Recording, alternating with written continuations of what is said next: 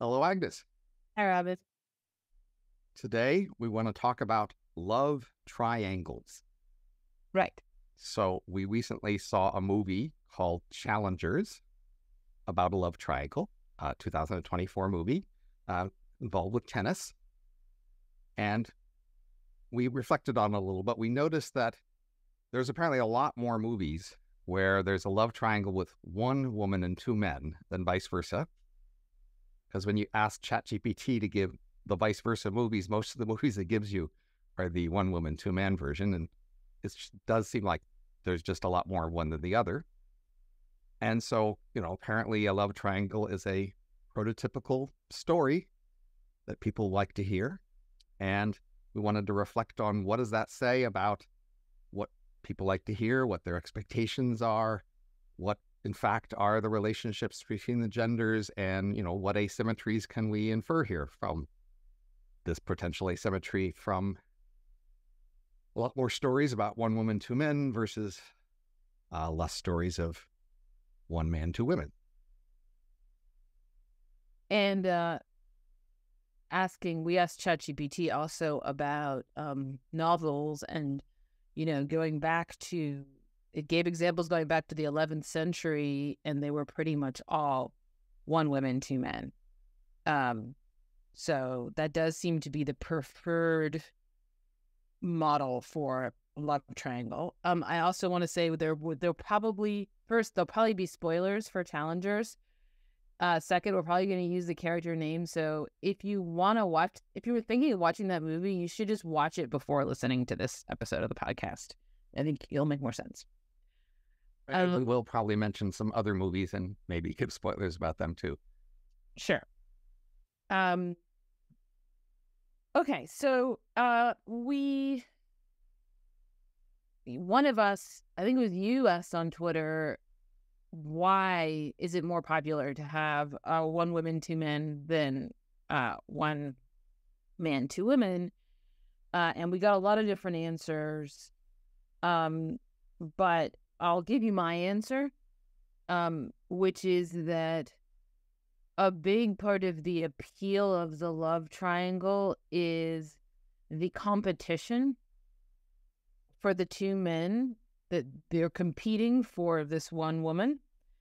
And even if there are love triangles that involve one man and two women, it doesn't set up this competition structure. And that was confirmed by ChatGPT by asking it whether the few instances that it found involved the kind of tournament activity that you see in Challengers. I mean, literally in Challengers, but figuratively in other movies where there's a kind of showdown and the best man is going to win the woman. That structure doesn't seem to apply even when you do have two women, one man. And that structure is what engages us. And that's why we want to see one woman, two men love triangles.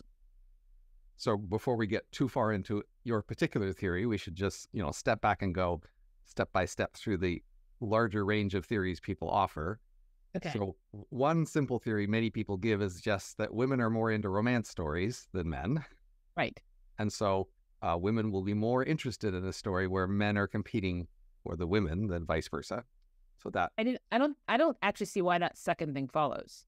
That is, I grant women are more into romance than men, but why would it follow that women would rather see two men competing for a woman than two women competing for a man? So the standard story is they want to fantasize about being the main character in a romance story.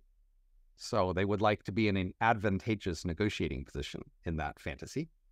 And of course, we have many fantasies about, say, the maid, being, wooed by the prince or the billionaire, things like that. So we definitely see a lot of fantasy elements where, an unusual advantage is given to a woman in the romantic negotiations in romance stories. So that fits somewhat. Very few stories about billionaire women, dating janitor men, for example. That's not a particular fantasy women might have, although men might have it. There is actually a version of that. That there's a couple movies. I don't think I've actually seen any of them where there's like a famous actress. Oh yeah, there's the Hugh Grant one, Notting Hill.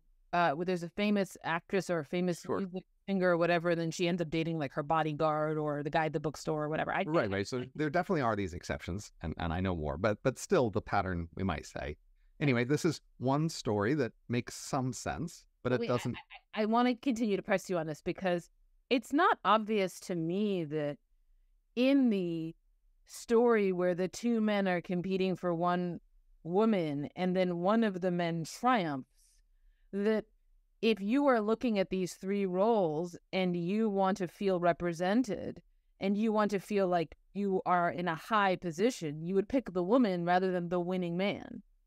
In fact, I think if a man were watching such a thing, like, he might well be happy to identify with the winning man. So I'm not sure. He can't be very sure at the beginning whether he's going to be the winning man. So if he identifies with a character early on, he's facing a big risk. But of course, the women don't have to face that risk, right? If there's a story about two men competing over a woman, the woman the viewer identifies with the women character, and she can be more assured that she is going to win either way, right? What I'm saying is, I'm just not at all sure that if you were marketing romantic love triangles to men, you would want to make a movie in which two women are competing for one man, and the man is sort of standing there in the sidelines watching the women compete for him. I like that the gender differential might go deeper than that. That is, it may well be that both the women and the men prefer this version of the triangle. Because the man maybe is willing to take the risk of identifying with the character. But so fundamentally, if we have any gender asymmetry in the world, in patterns of anything, we're going to have to ground it in some sort of other gender asymmetry, and that'll be part of the story here, is to find other gender asymmetries we're willing to ground this in. And we should admit from the start that our answers are going to be somewhat culturally dependent. We're not trying to make claims about all possible cultures and all possible times and places. We are embedded in our culture, and we are drawing from our culture to think of examples to back this. But we might say, at least in our culture, what are some key gender asymmetries that might produce this? Now, I think when you say competition, we should at least pause and ask, well, obviously, any love triangle, there's a literal competition. So when you say they compete, must mean something else than the literal fact that they are competing. There must be some other kind of thing they do that you're going to call competition. That's the method by which they try to resolve this conflict. Let me use a different word. Let me use the word tournament. So with the one women, two men love triangle, there's often some kind of gesturing at something like a tournament.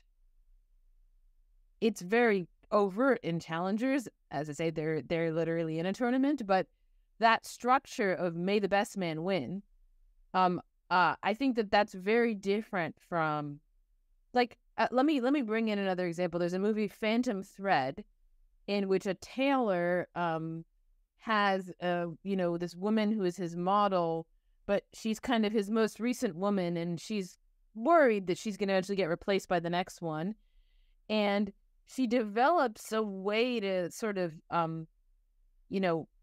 strengthen their relationship, which is to poison him with mushrooms and then to nurse him through the sickness that ensues from the poison. Right. And that kind of in effect, that cuts off all the other possible women. He's tied to her. Okay. That's just very different from the tournament strategy. So yes, right. She's competing with other women, with other potential women, and she's trying to secure her hold over this man. But it's very much not by like proving that she's better than all the other women, except if you think of it as being better at poisoning him, and then also better. Right. Well, let's take the movie Titanic. The main woman is, scheduled to be married to a rich guy, and then she meets a poor guy on the boat. And the poor guy is attractive in many ways. He's lively, and he's a good painter and articulate, and maybe open-minded about the new, social changes of the world. The man has all this money and social standing. He's not very nice to her in terms of supplicative. And the main thing he does to get rid of this other competition is to get him locked down under the ship while he might drown, basically. It's a physical force sort of thing, like poisoning. He doesn't try to do a display to show that he's better than the other guy. We also think about, say, Casablanca. There's a competition for the woman in Casablanca, but, neither of them are going out of their way to display or do a tournament sort of style competition for her. They are making various clever moves, the unexpected revelations and negotiations, things like that. And that's mostly the main male hero. The other guy's not very active in the whole story. But the person who is active is not, competing on the basis of being impressive, although he does compete on the basis of, say, being attractive, seducing her at some point. And that's also true for even challengers.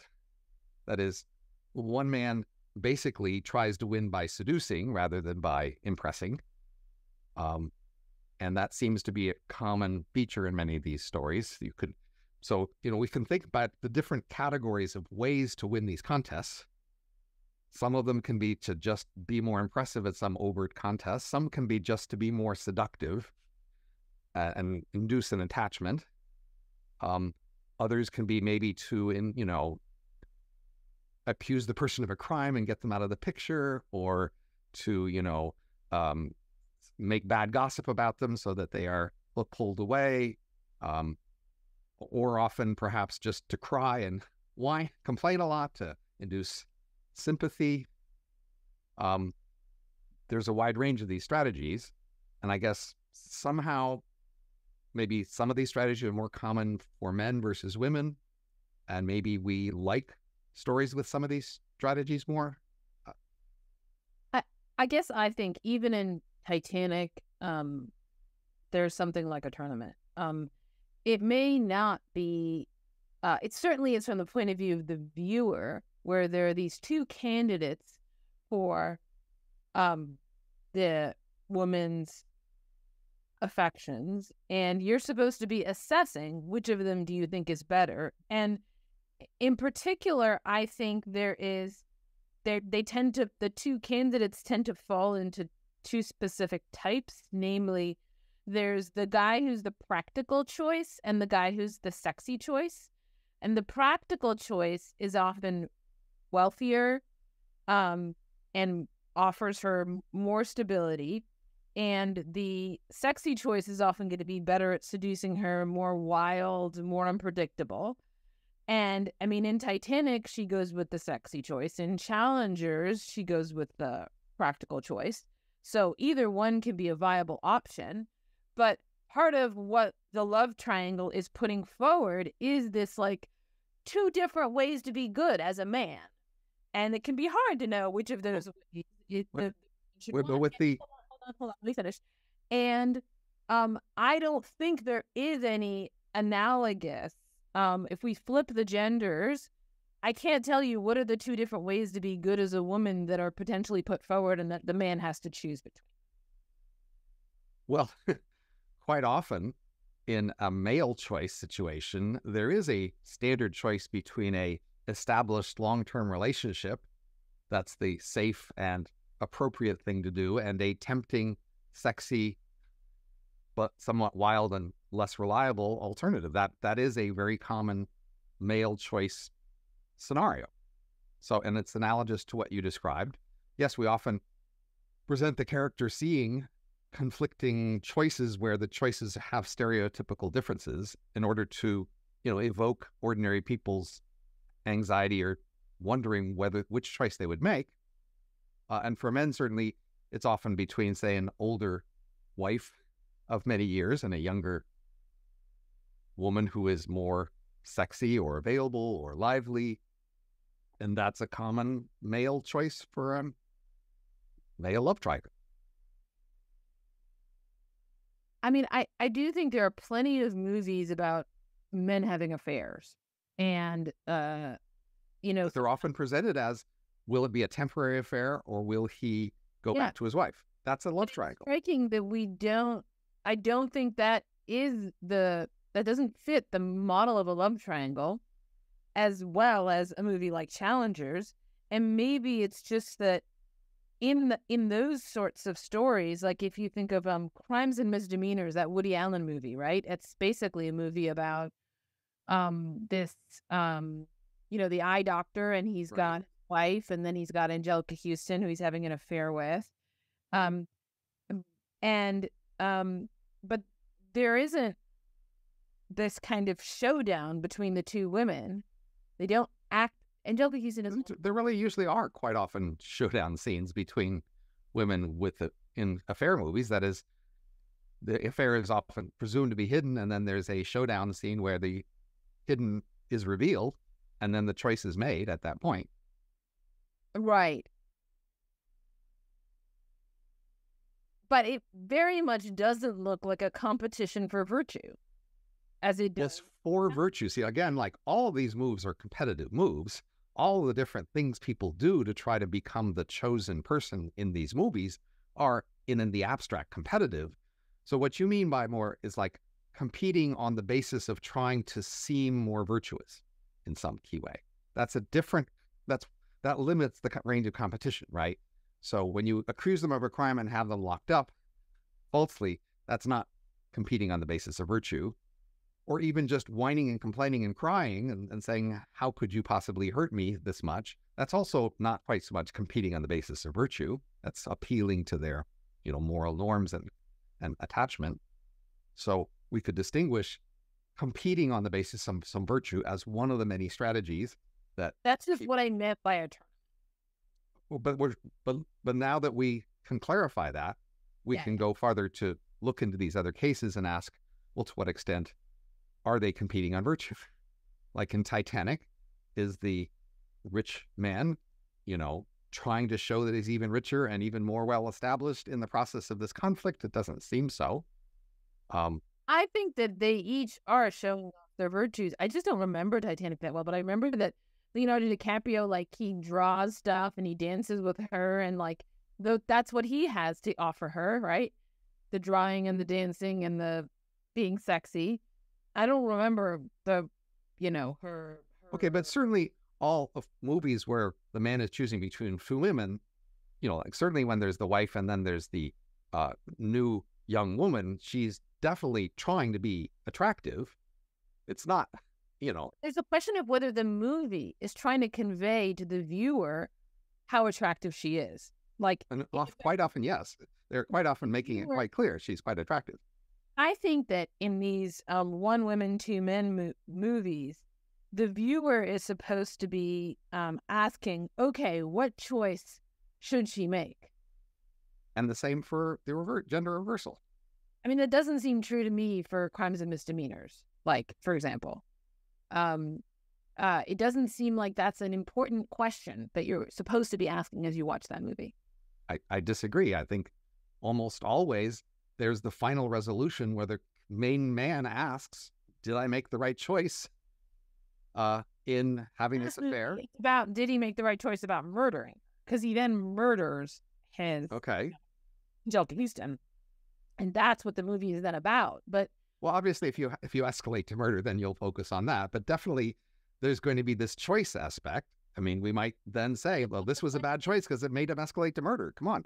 Right. But the question is, like, there's a reason why when we asked for movies that show us one men, two women, we didn't get very many. And now you're making me realize there are lots of movies that ChatGPT didn't produce. Why? Because those movies didn't focus on the love triangle aspect. So Crimes and Misdemeanors doesn't focus on the love triangle. Which choice is he going to make? And so it may well be that when we have movies when the man has to decide whether to stay with his wife or go with the woman he's having an affair with, the movie as a whole takes that in, but it's sort of about something else. And so it seems like what we want to watch, and I think this is men and women alike, it may be women more so, but we want to watch this scene of which man does the woman choose. We're somehow interested in that question. And it seems to me we're interested in it. I mean, I don't actually think that that is the focus of Titanic. Titanic's not a perfect example. Titanic is more like Crimes and Misdemeanors, where it's a little bit backgrounded. But you know, we somehow want to see the men competing for virtue, and we want to be a little bit on the edge of our seats about which way the woman is going to go. So we look at some other movies that are love triangles of one woman, two men, Casablanca, Gone with the Wind, Titanic, Moulin Rouge, Jim and Jules. Most of these don't have very much overt competition like Challengers does. Certainly the viewer is invited at some point to ask which should she choose, or should she keep them both going, which sometimes they do. Like she does in Jim and Jules, just keep them both going through the entire movie and into the conclusion. So that's sometimes She's Gotta Have It is another one where the woman continues to take them both as long as she can. I guess I'm tempted to agree with you in the following sense. Often what we want from stories is to see iconic stories in our minds realized in a particular story. And I think that people do have this iconic story in their head that men compete and women choose. That's realized more in our specific expectations, say about approach and seduction, that men are supposed to make the first approach, men are supposed to take the risks about making an initial connection, and women are supposed to hesitate longer about whether they're interested or who they're choosing, whereas men are supposed to sort of know who they want initially and go out and take a risk to get it. And so men are supposed to basically make a choice sooner, and women are invited to wait longer to make a choice. And so in that process, we see the dynamic of the men proposing themselves and the women just evaluating. And that's sort of the stereotypical, initial contact structure in our society. And so people want to see that story realized on film. And so, yes, they will look for those elements of the story, and the movie makers will emphasize them, even if, of course, there is actually male choice and there is actually women doing things to try to make themselves more attractive and to be chosen. But I think maybe we still don't focus on those so much, even if they happen in the stories. And maybe this is why I think it's actually good to just focus on Challengers, the details of Challengers, because I think as much as anything else, it's kind of a commentary on this phenomenon and making it really explicit. So it like there's a moment in the movie where the woman Tashi is confronted by her husband, who is the practical choice, with the question, "Will you still love me if I lose tomorrow?" Not just love me. She says she will leave him. Right. Well, hold on. The question was, "Will you still love me if I lose tomorrow?" And then she says, "If you lose tomorrow, I'll leave you." Is that what you wanted to hear? And there's a suggestion in the movie, I think, that is exactly what he wanted to hear. That is that the only thing that gives this guy the fight, the drive to win at tennis, which is the only thing he really has in life, is the thought that he's competing for this woman's hand. And in fact, in the competition that happens the next day, it's when he is fired up by jealousy that he then plays really well. So there's something, the movie at least is, I think, suggesting that the men need this competition as much as the women do, and the men need it in order to have any motivation at all to be men. The men aren't men. I think you're trying really hard to make her a better person than she is in the movie. I think so. We did a poll basically on the three main characters about who people thought was suffering most from the love triangle, and this man that you just described is by far the winner in the poll. Basically, more than the other two characters combined. saying that they suffer the most. So I would say this man, he says explicitly that he wants to quit, and the other main character says he wants to quit. So I believe him. He wants to quit. He wants to stop playing tennis. He's done. He's ready to be done. And she does motivate him, but by causing him enormous pain that he doesn't want. I don't think he wants to win as badly as it takes to go through all that pain, but she cares more about making him win than his pain, and she does make him win by making him suffer the most of any character in the story. It's like whipping a horse to make them run faster. You might make them run faster, but it's not that nice to the horse. Yeah, I don't disagree with you about what he wants, but I don't think the movie cares that much about what he wants either. That is, the movie cares about human excellence. And of the we viewers can care about whatever we want. We don't have to. I don't have to care that much about winning tennis. Well, that's not what the viewers care about either. I'm saying the movie is presenting us with something, and I think of the three characters, he's the winner. He is the huge success in life, right? He is the tennis champion. Neither of the not the woman and not the other guy. So, and he's this big success. Why? Well, partly because of this love triangle, partly because this woman's been pushing him. He has the grand wife and is making a lot of money and has all these endorsements because he's really successful. And she is pushing him to continue to be successful, to be somebody. And he knows that he is in some sense, she's living through him, right? Because she's been injured. And the thought is yeah, that's got costs. The cost is lots of suffering and maybe doing stuff you don't want to do. I don't think the movie takes a stance on whether that overall is worth it. I respect the movie exactly because it presents the situation and lets us make our own decisions about whether it was worth it. Sure. I mean, my point isn't my thought is I don't know that how much he suffers is the most important question that the movie cares about. I sort of agree. Okay, but if we're going to talk about this in terms of love triangles, yeah, then we have to notice that here's a love triangle where there's a man who's been married to a woman and she's been his coach for a while, and they both have achieved success that way. We see them, there are pictures on ads all over the place, and they've got a lot of money, etc. And then she basically cheats on him with this other guy who used to be his close friend and a rival for her affections much earlier on. And then she repeatedly cheats on him as a way to hurt her husband in order to motivate him to hear the threat that if he doesn't win, she's going to leave him. And that does, because he does love her and he can't stand to lose her, that motivates him to try harder.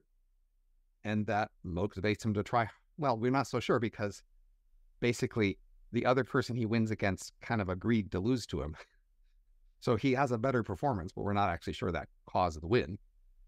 But nevertheless, he does win through her basically having sex with the other guy in order to get him to lose, to push his career on, which he wanted to end, but she wants him to keep going with. I mean, as a love triangle, this looks like she has the most negotiating power here. She can play these men off against each other to get what she wants. They are each suffering relative to her having this leverage. I mean, she may emotionally suffer from using this leverage, but still, she has the power here, and she uses it to get what she wants, exploiting both men and causing them pain to get the win she wants.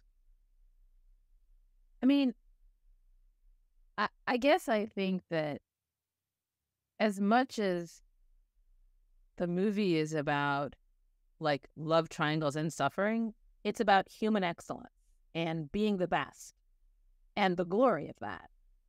And it's connecting these two ideas so that he was starting to their marriage was dull. He wasn't achieving anything. Their lives were being drained of meaning. And there's a kind of question of what is going to, we got the sense, okay, he wants to quit. We didn't get any sense of what is it that he wants to do. We get the sense that those people speculated about him. He wanted to spend more time with his kids. He wanted to be on TV shows commenting about other people's games. They sketched out the sort of things he would be doing, and that does sound plausible. I mean, he wasn't wrong about what he'd be doing.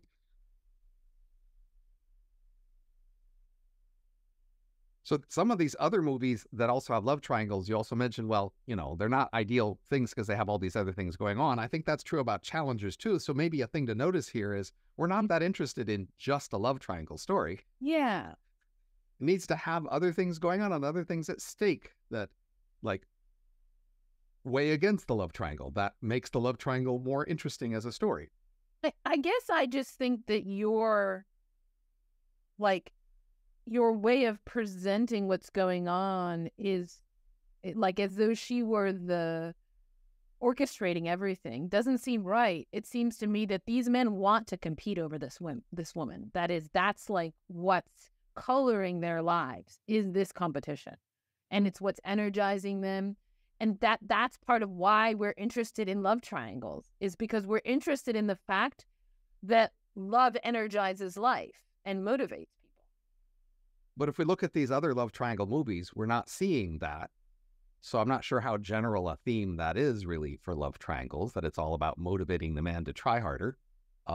Most of the other love triangle stories with one woman and two men, the men aren't being motivated to excellence, particularly. I mean, was Jack's painting and a particularly excellent painting because he was competing for the woman's, affection in Titanic? I mean, he made a nice painting, but I'm not sure it was an especially excellent painting. That we're not supposed to focus on the painting as the excellence achieved by Titanic.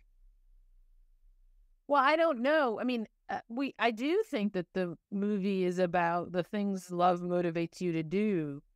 And so in that case, it's that he dies, right? He sacrifices his life for her because he loves her. That's, I think, less directly, attempt to compete, right? So Right. went that. But yes, I think it is about love as a powerful motive. Right, but that's going to be true even in the gender reverse versions of these. Yes, all love triangle stories are going to have powerful motives on all the characters. They're all powerfully motivated by the love triangle. And then they do many things like murder, you pointed out, in the other movie. So yes, powerful motives are all the way through these things, but they seem to vary quite a bit in what strategies people use to try to win or deal with the love triangle.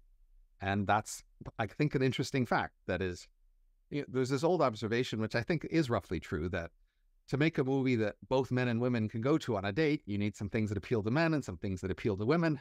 One of the standard stories is you got to have some romance in there to appeal to the women, and then you can have some other action to appeal to the men. And many of these movies kind of fit that. They're going to have love triangle, the romance part, and they're going to have some other action part. And we're going to connect these together and make a story everybody can enjoy. It may be that it's a lot easier to get something in there that's going to be interesting to the men if you have it be two men competing for a woman. First of all, twice as many men. And second of all, right. They can be doing things. The very things they're doing can be things that might be interesting to men. Like, I don't know if men are into tennis, but some are. Yeah. So that it could be that orientation of the love triangle allows you to appeal to more people. But why is, there's a lot of different ways that you might present love. And also a lot of different ways that you might present love as energizing people. But it seems like a pretty common way that we get it in movies is precisely the love triangle, where it's almost like the possibility of another person makes the love more visible to the viewer, to the reader. Why is that? Well, I mean, obviously we value things more that we have to sacrifice for. So here, if we just have two people who meet each other and like each other and have a great time, we don't have much conflict for the story. And they aren't really showing how much they value each other because they haven't really been forced to choose between much to get the other person. So that's why we often need obstacles in romances. there needs to be some obstacle to the parties getting together, something for them to struggle to overcome, maybe something difficult, some high prices to pay, in order to convince us that they actually care a lot about this and perhaps are worthy of it. So a love triangle is one way to show that. And I think interesting, like if you think of Romeo and Juliet or something like it, they got the families in their way, say, and we see how much they love each other because of how much they're willing to risk their family's displeasure and go around it or even kill themselves.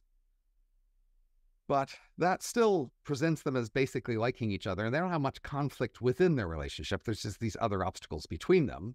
But now a love triangle forces two out of the three characters to say, I don't just want their happiness. I want them to be happy with me, so that it highlights the selfish feature of a relationship. Whereas Romeo and Juliet, it could just be we're trying to get together and get these obstacles out of our way, and we love each other. And then it can all look very other-oriented and selfless, really, in the romance. And I think maybe, we all kind of know romance has a bit of a selfish part, and the love triangle really highlights that selfish part. Two of the three characters are basically saying, but what's in it for me? Oh, I see. You're saying the two that are competing for the woman. Right. They definitely, sometimes they just stand back and so Casablanca, we're not giving too much of a spoiler, people don't know. In the end, one of them says, I give in. You are better off with the other man. Right. And that makes it extra romantic, I think. The fact that in effect they're giving up this little thing, this little bit of self. Right. But if they gave it up right at the beginning, it wouldn't work. They need to struggle for it and want it and then give it up.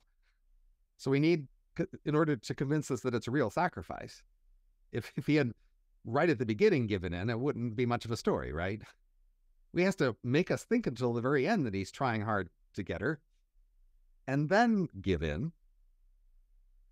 And of course, he even has the story that she let him seduce him in order to flatter himself and then let her go.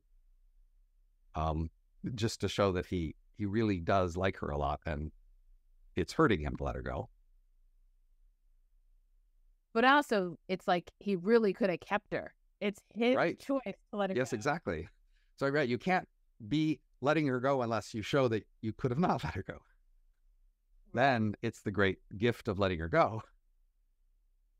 So maybe really the idea of the love triangle is to show how wonderful men are. That is, and that's the compromise between the two sets of viewers, right? Like the woman is the one, she's in this sort of advantageous position, but like it's very easy for men to have an incredibly cynical and negative take on the woman, as you had on Tashi in Challengers, this kind of, manipulative, selfish, like person who wants to make other people suffer. But the men just get to compete for virtue. And even potentially to, this move where they're like, depends on how they compete. The other man. Like in Crimes and Misdemeanors, he competes by murdering. Well, but the Crimes and Misdemeanors is a weird case because it's a one man, two women, right? Right. So that's just not going to fit our pattern. And it also is a case where the competition isn't the focus. But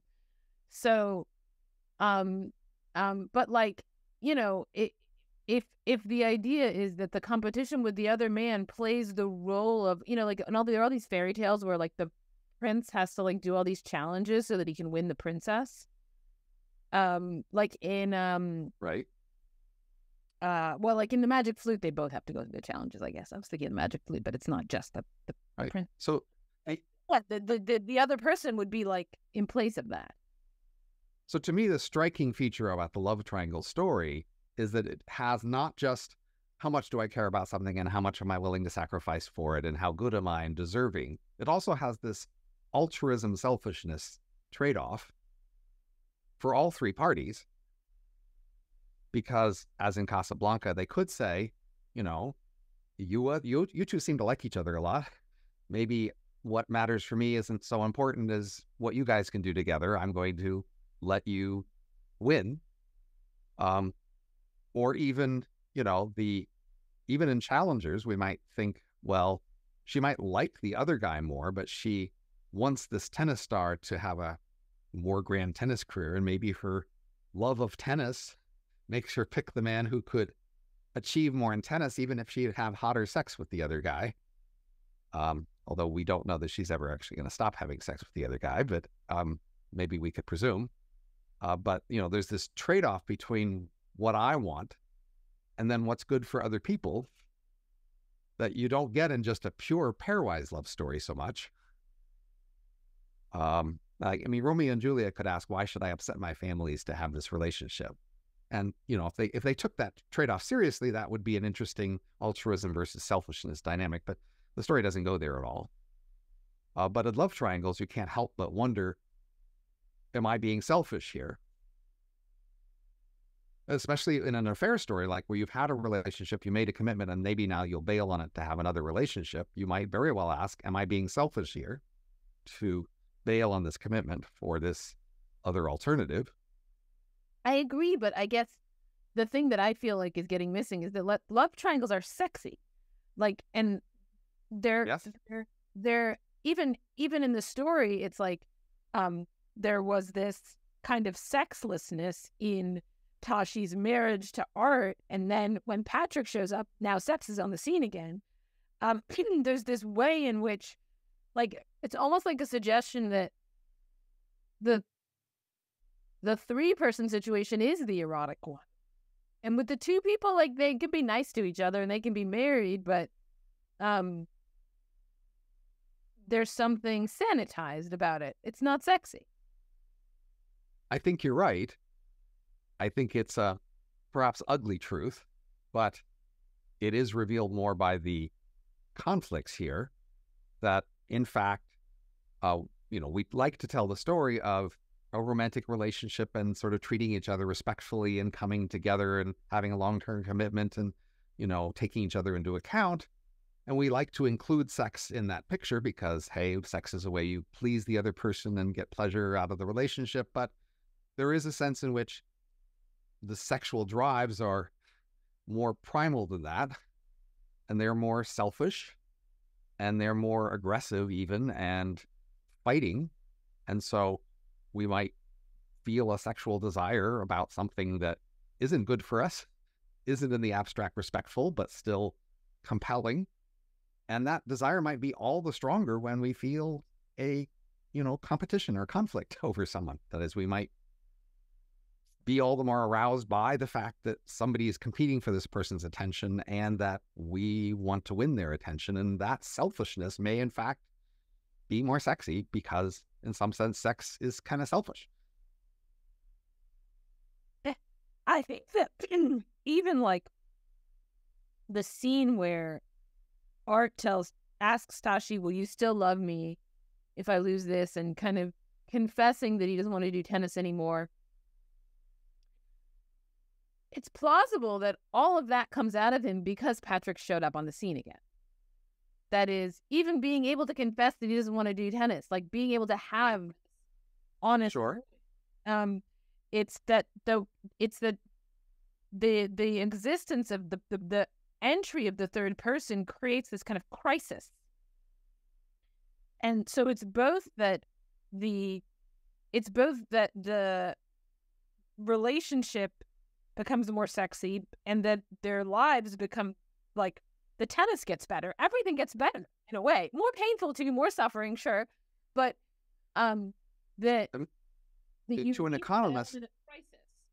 an economist, this is the lesson of competition. I mean, we recommend competition for many good effects, and then people often go, but competition is damaging and stressful, and somebody loses.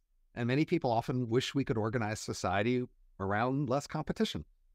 And, and this is a sort of story of the virtue of competition in a romantic context, but that is the story, yes. You might say competition brings out the abilities and energies of people in ways that lack of competition doesn't, in business, in government, and in romance.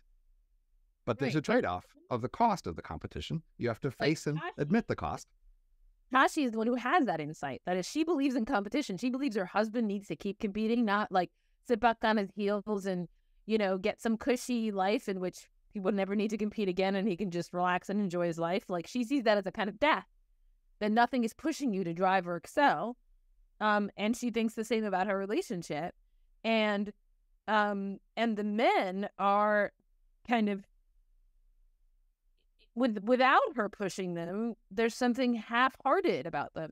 Something like... So there's an interesting analog between, say, marriage and tenure.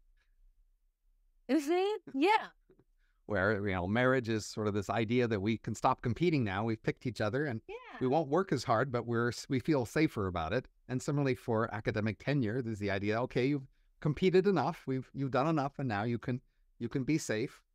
Right. That's what Art wants. He just wants to be safe and have tenure and never have to strive for anything again and live without. And I have a ahead. question for you. All right. If we project the future of the movie Challengers forward, Art is going to continue to have struggles, continue to have times when he's not doing as well as other times, and he's going to continue to perhaps need a kick in the pants motivation. Will Tashi continue to have affairs, to have sex with Patrick in order to motivate him? I mean, can he, and will his anticipation of that continued future, will that destroy his motivation? That is, can it be the prospect of a future safe point that could be an extra motivation?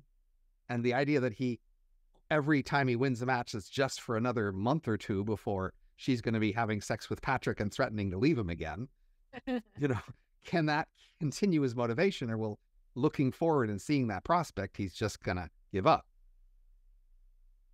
You see the trade-off here, right? I do, but I guess I just think she's pretty good at this. So she's going to do it to the degree that it will work out. She understands him pretty well. I mean, like, insofar as she is this machinatrix, like, she got it all to work perfectly. And it's not like she's having sex with Patrick all the time. What's represented in the movie is, like, she had sex with him twice, right? Well, that we see, that we know, right? Right. Okay. So that is the movie represents the men as being a bit hapless. And my thought is that the reason why it's not going to work to continue this with Patrick is not that Art will only put up with it a certain number of times, but Patrick really does seem like he's on his way out. That is, he's a kind of has-been, and he's not going to be a plausible competitor for very long. Well, then she might pick somebody else to have sex with. And who is a plausible? But Patrick was kind of in a uniquely good position in that they had this history of competing. Right. And so, yeah, like, that's the movie. I think one of the things the movie does with Patrick coming to her and saying, "Will you be my coach?" is saying he realizes that he needed that motivational push as well. Okay, so now let's turn it around. Think of all these movies where there's an older man with an established marriage and then tempting a fair young woman.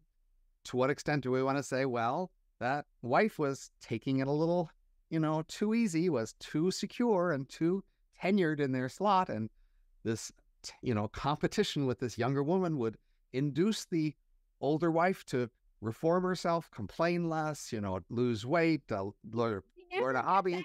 Story. We never get this. That's just. I mean, maybe. Sorry, I'm sure there's some movie that tells it, but right. I haven't seen it. And usually the men are lying about this. They're cheating on their wives, and they're not telling the wives, so the wives don't know that there's. Well, Tashi didn't tell Art either. I mean, he had to figure these things out himself. She did not tell him. Fair. But she is picking someone where there is this established. Sure, but the man could pick the wife's younger sister to have an affair with. I mean, the husband could pick someone who would especially motivate his wife. In principle, would that be a more attractive story? Would we sympathize more with the husband who motivated his wife by picking someone whose wife was especially relevant? Presented her as genuinely being motivated and getting a whole lease on life and like achieving amazing things because of this. Absolutely. But would we want to hear a story like that? That's the question. If you wrote a story like that, would that be appealing? I don't know. I mean, it is striking that we don't seem to tell that story. We don't seem to tell the story, regardless of whether it's an older woman or a younger woman. We don't seem to tell the story where the women are energized and become excellent through competition for a man. We just tell the other story. Well, we do hear stories, actually, of women who get divorced and then, remake their lives and go on to success. But they still tend to really, complain about the man. They don't say, thank God for my ex-husband. He kicked me in the pants and made me, reform my life. Usually it's still pretty critical. Right. But also in those movies, the woman isn't trying to get the man back. So it doesn't fit. I mean, yeah, the woman, there's plenty of movies where women are, transforming themselves or whatever. But this is specifically that the competition brings out excellence. And that's just not a story that we tell. I don't know that we're prohibited from telling it, but so there's a recent TV series about a rich guy in Atlanta. You remember that one? A Netflix series. And basically his ex-wife is a big character in the story. And she resents that he left him. And then in the end, bad things happen to him. But there are stories like this where a woman basically resents the fact the man left her and is continuing to want to get him to feel like he was sorry, that he was wrong to have left her. Mm-hmm. So that's a way in which she'd be competing for his, judgment that he had made a mistake. Right, but that's that's not very attractive. Resentment, right? So we're not willing to beautify women in the process of competition. We're only willing to beautify men. When women do this, they look ugly.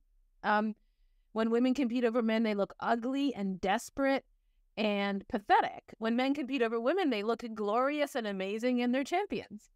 That may well be true. There's definitely a related literature about competing in business and other personal interactions where men are more okay with overt competition and more motivated by women, and women, tend to be less motivated by overt competition in business and other sort of school contexts. So maybe we just have this norm that men should be competing more.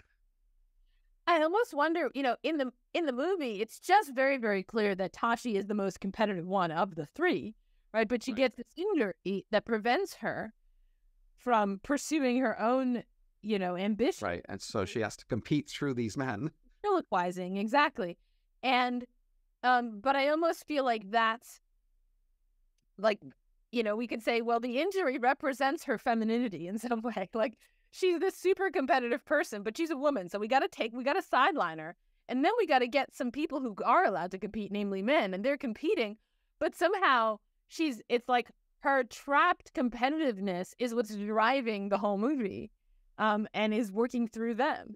So there's something about the movie that is itself a weird gender commentary.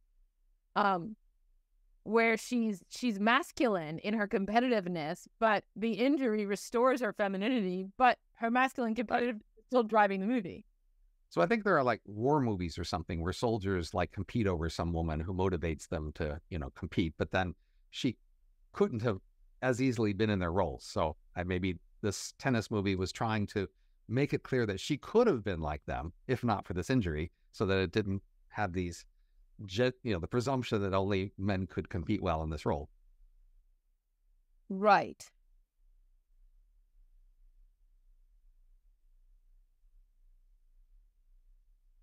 Okay, maybe we should stop. That seems like... Maybe we should. All right.